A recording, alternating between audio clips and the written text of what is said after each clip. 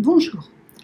Aujourd'hui, j'avais envie d'aborder un sujet qui revient souvent lors de mes coachings, à savoir que les femmes avec lesquelles je travaille ont perdu le goût de vivre.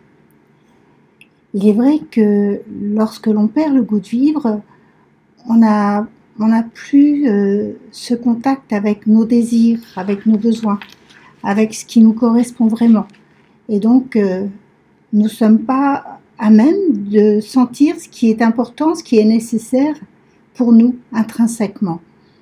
Nous nous sentons vidés de notre énergie, avec l'impression de mener une vie routinière, monotone et solitaire.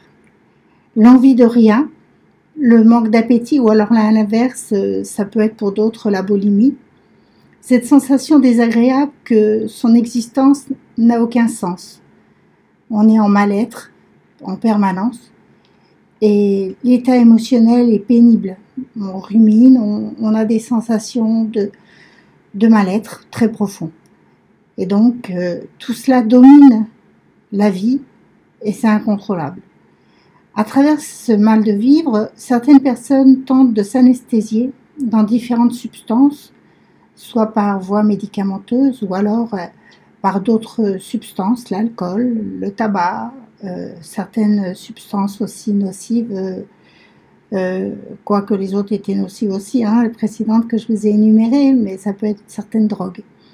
Et donc, elles peuvent aussi aller dans des recherches de divertissement extrême.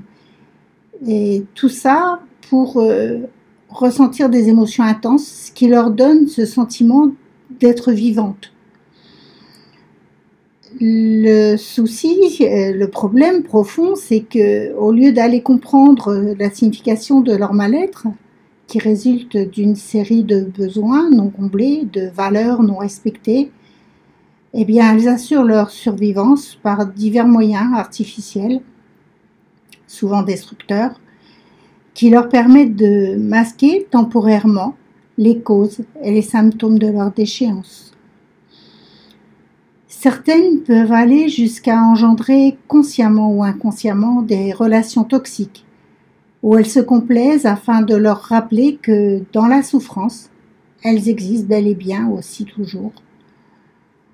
Alors vous allez me dire, comment se redonner le goût de vivre ? Bien, tout d'abord, il est nécessaire d'identifier les raisons de son mal-être, apporter de la clarté pour mieux se connaître réellement, afin de résoudre les tracas et d'aller mieux. Il est capital de mettre des mots M-O-T-S sur les raisons du mal-être. On ne doit pas s'en vouloir d'aller mal, non. Les sources d'un mal-être peuvent être extrêmement différentes d'une personne à une autre. Il est inutile de se culpabiliser non plus, car la culpabilité nous coupe de nous-mêmes et nous empêche donc de nous être utiles. Il est important de comprendre la nécessité de faire un travail d'introspection, de déterminer quels sont nos véritables besoins fondamentaux pour pouvoir les combler et aller mieux.